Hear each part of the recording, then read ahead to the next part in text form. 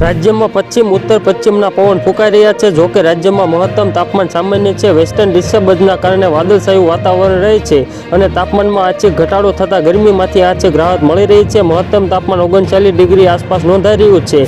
હવામાન વિભાગના જણાવ્યા પ્રમાણે હાલ તો તાપમાન સામાન્ય છે, પરંતુ ફરી 4 દિવસ બાદ મહત્તમ તાપમાનમાં વધારો થશે અને કાળઝાળ ગરમીનો અહેસાસ થશે. ત્યારે હવામાન નિષ્ણાત અંબાલાલ પટેલે હવામાન પલટાની આગાહી કરતા જણાવ્યું છે કે એપ્રિલમાં ગરમી તો મે મહિનાની શરૂઆતમાં હવામાનમાં પલટો આવવાનું અનુમાન છે.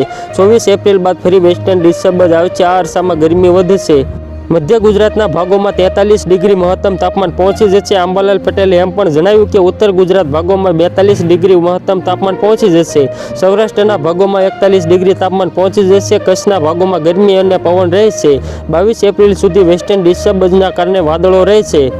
4 મેથી ગરમીનું પ્રમાણ વધશે. 10 થી 12 મેમાં આંધી વંટોળ સાથે પ્રી મોન્સૂન એક્ટિવિટી થવાની શક્યતા રહે છે. પૂર્વ મધ્ય ગુજરાત, ઉત્તર ગુજરાત, સૌરાષ્ટ્ર, કચ્છના ભાગો અને દક્ષિણ ગુજરાતના ભાગોમાં 10 મે પછી પ્રી મોન્સૂન એક્ટિવિટી થઈ શકે, એટલે કે આંધી વંટોળ સાથે સામાન્ય વરસાદની શક્યતા રહે છે.